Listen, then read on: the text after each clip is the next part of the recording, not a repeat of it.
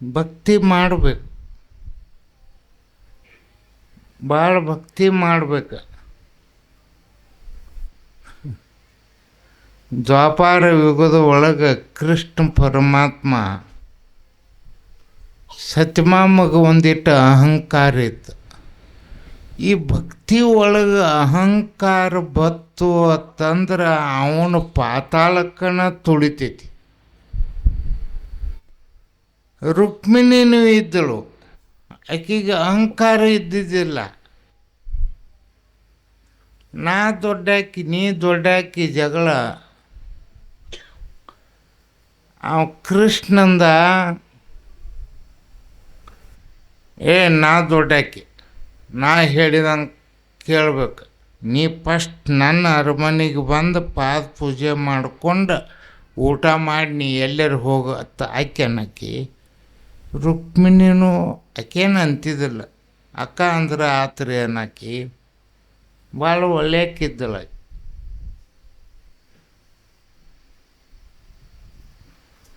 ಇವ್ ಸಂಕಟ ಬತ್ತು.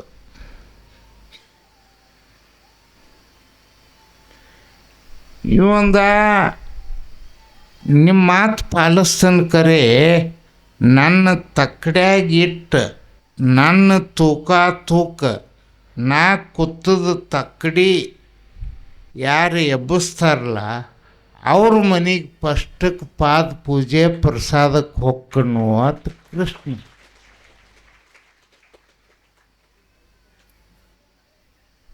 ರುಕ್ಮಿಣಿ ಗಪ್ಪ ಕೂತಳ. ಸತ್ಯಭಾಮ ಅಂದರು, ಇದೇನು ದೊಡ್ಡದಂದಳಾಕೆ. ಸತ್ಯರಾಜಿತನ ಮಗಳು, ದಿವಸ 5 ತೊಲಿ ಬಂಗಾರ ಅವ್ರ ಅಪ್ಪ ಗಳಿಸ್ತಿದ್ದ. ಹಿಂಗೆಲ್ಲ ಐಶ್ವರ್ಯ ಎಲ್ಲ ತಂದು ತಂದು ತಂದು ತುಂಬಿದಳು. ಏನು ಕೃಷ್ಣನ ತಕ್ಕಡಿ ತೆಳಗೆ ಕೂತಿತ್ಲ, ಹೇಳವಲ್ದ. ಬಂಗಾರ ಎಲ್ಲ ತುಂಬಿದಳು, ಹೇಳವಲ್ದ. ಅಪ್ಪನ ಮನೆಯಿಂದ ತರಿಸಿ ತುಂಬಿದಳು, ಹೇಳವಲ್ದ. ಆತ ನಾ ಸೋತ್ನೆತ್ತೇಳಿ ಕೈ ಮುಗಿದ್ರು, ದಂಡಿಗೆ ಕೂತಳು. ಆ ಬಂಗಾರ ಎಲ್ಲ ತೆಗೆದ್ರು, ಎಲ್ಲ ಮಾಡಿದರು. ರುಕ್ಮಿಣಿ ನಿಂದು ಆಗ್ಬೇಕಲ್ಲ ಅಂದವು. ಆಕೆ ಏನು ಹಗರಿದ್ದಿದ್ದಿಲ್ಲ, ಶ್ರೀಮಂತಳ ಇದ್ದಳು. ಪರಮಾತ್ಮ ನನ್ನಲ್ಲಿ ಏನಿಲ್ಲ, ಇದ್ದದ್ದು ಅರ್ಪಣೆ ಮಾಡಂದ. ಅವನ ಪಾದ ಪೂಜೆ ಮಾಡಿಕೊಂಡಳು. ಕೃಷ್ಣಂದು ಹೂವ ಪತ್ರಿ ಏರಿಸಿದಳು. ಹೂವನ್ನು ತನ್ನ ತಲೆ ಮುಡಿಯಲ್ಲಿ ಮುಡ್ಕೊಂಡಳು. ಆ ಪತ್ರಿಯನ್ನು ನಾನು ನಿಜವಾಗಿ ಅಹಂಕಾರ ಇಲ್ಲದೆ ನಿರಹಂಕಾರಿ ಆಗಿ ನಾ ಬಾಳ್ವೆ ಮಾಡಿದ್ರೆ ನನ್ನ ತೂಕ ನನ್ನ ಪತಿ ಪರಮಾತ್ಮನಕ್ಕಿಂತ ಹೆಚ್ಚಾಗಬೇಕಂತ ಹೇಳಿ ಮತ್ತೊಂದು ಖಾಲಿ ತಕ್ಕಡ್ಯಾಗ ಒಂದು ಪತ್ರಿ ಇಟ್ಟಳು.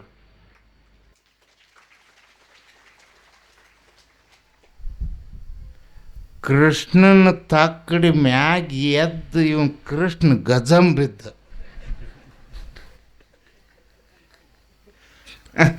ಅಂದ್ರೆ ಭಕ್ತಿಯಲ್ಲಿ ಅಷ್ಟು ಪವರ್ ಐತಿ. ಏನು ನಮ್ಮನ್ನು ಗಜಂ ಬಿಡಿಸೋ ಶಕ್ತಿನೂ ನಿಮ್ಮಲ್ಲಿ ಐತಿ. ಖರೆ ಭಕ್ತಿ ಬೇಕು, ಭಕ್ತಿ ಭಾಳ. ಮೋಕ್ಷ ಸಾಧನ ಸಾಮಗ್ರಾಮ್ ಭಕ್ತಿರೇವ ಗರೀಶ್. ಈ ಮೋಕ್ಷಕ್ಕೆ ಹೋಗ್ಬೇಕಾದ್ರೆ ಧ್ಯಾನ, ಜಪ, ತಪ, ದಾನ, ಧರ್ಮ ಅವು ಭಾಳಷ್ಟು ಅದಾವೆ. ಅವೆಲ್ಲದಕ್ಕಿಂತಲೂ ನಿಮ್ಮ ಭಕ್ತಿ ಇಟ್ಕೊಂಡು ಇಲ್ಲಿ ಸದಾಶಿವನ ಸೇವಾ ಮಾಡಿದ್ರಪ್ಪ ಅಂತಂದ್ರೆ ಅವೆಲ್ಲ ಮಾಡೋದಕ್ಕಿಂತಲೂ ಇದರಾಗ ನಿಮಗೆ ಮೋಕ್ಷ ಬಂದಿರಿ.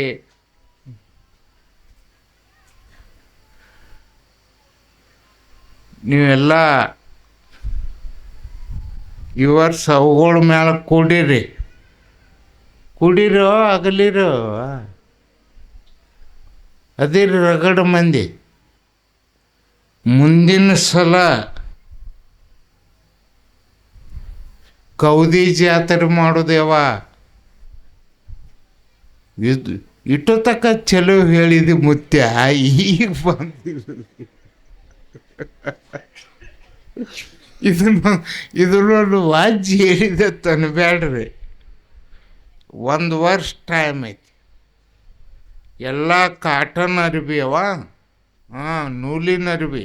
ಇವು ಪಾಲಿಸ್ಟರ್ ಅದು ಬೇಡವ, ಸಾಕಾಗಿತ್ತು ನನಗೆ ಹೊತ್ಕೊಂಡು. ಎಲ್ಲ ಕಾಟನ್. ಆ ಉದ್ದ ಆಗಲ್ಲ ಎಷ್ಟು ಹೊಲಿದು. ಈ ಕಾಡು ದೇವ್ರ ಕಂಟಕ ಕಡ್ದಂಗೆ ಒಂದು ಹೊಲದ ತರಬೇಡ್ರಿ. ಈಗ ನಾ ಎತ್ತರ ಎಷ್ಟು ಕಾಣಿಸ್ತನು? 8 ಫೂಟ್ ಉದ್ದ, 6 ಫೂಟ್ ಆಗಲ್ಲ.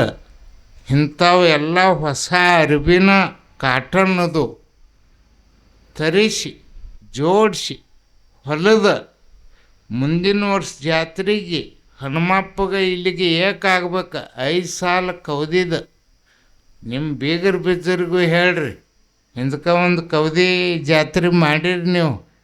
ಶಿವಾಸನ ಮಾಡಿ ಅವ್ವಾನ ನನ್ನ ಕುಂಡಿಸಿ ಪೂಜೆನೂ ಮಾಡಿರಿ.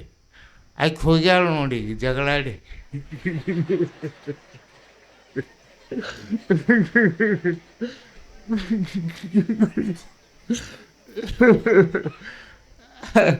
ನಿನ್ನ ಜಾತ್ರೆ ಇಲ್ಲಿ ಮಾಡ್ಕೊಳ್ಳ ಹೊಕ್ಕನ ಅದು ಬಿಡ್ಬಾಯಿ ಹೋಗಲ್ಲಿ.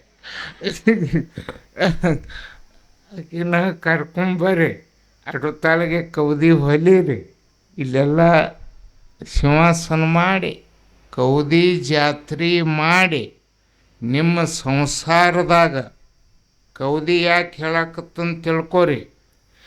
ಕೈದಿಯಾಗಿ ಜೈಲಿನೊಳಗೆ ಇರುವುದಕ್ಕಿಂತ ಕೌದಿಯಾಗಿ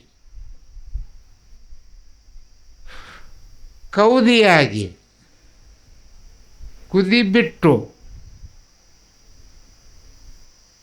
ಕೇಶ್ವರನ ಗೆಳೆಯ ಶಿವನಲ್ಲಿ ಇರುವುದು ಲೇಸ ಸರ್ವಜ್ಞ.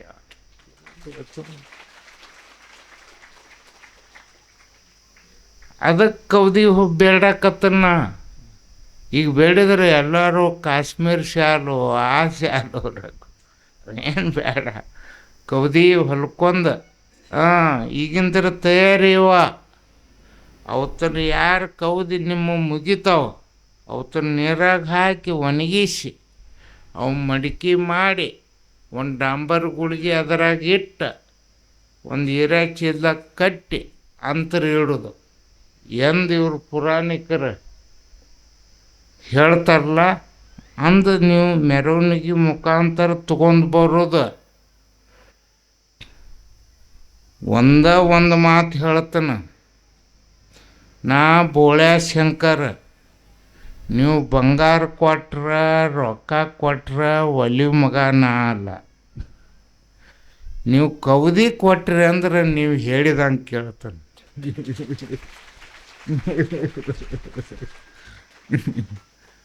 ಅದಕ್ಕೆ ಎಲ್ಲರೂ ಪ್ರಸಾದ ಮಾಡಿರಿ. ಭಾಳ ಚಂದ ಜಾತ್ರೆ ಮಾಡಿದ್ರಿ. ಚಮ್ಕೇರಿ ಅವ್ರಿಗೊಂದು ಮಾತು ಹೇಳ್ತಾರೆ ಎಲ್ಲರಿಗೆ,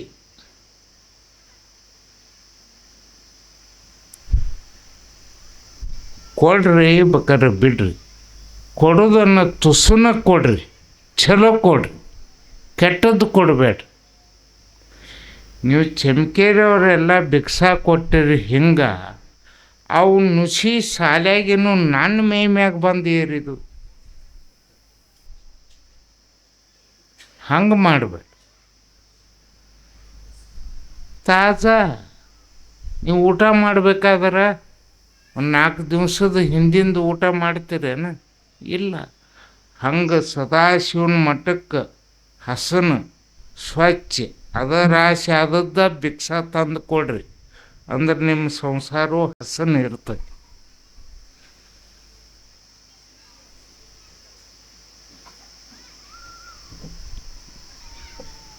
ಇವತ್ತಿನ ದಿವಸ ಭಾಳ ಮಹತ್ತರವಾಗಿರ್ತಕ್ಕಂಥದ್ದು. ಎಲ್ಲರಿಗೂ ವಿಷಯ ಹೇಳೈತಿ. ಇನ್ನೊಂದು ಮಾತು ಹೇಳಿ ಯವ್ವ, ಬೋಗಾನಿ ಒಳಗೆ ತೊಳೆದ್ರೆ ನೀವು ಹೆಂಗೆ ತೊಳಿತೀರಿ? ಬೋಗಾನಿ ಒಳಗೆ ತೊಳಿತೀರಿ, ಹಿಂದಿಂದ ಹೊರಗಿನ ತೊಳಿತೀರಿ, ಹೌದಾ?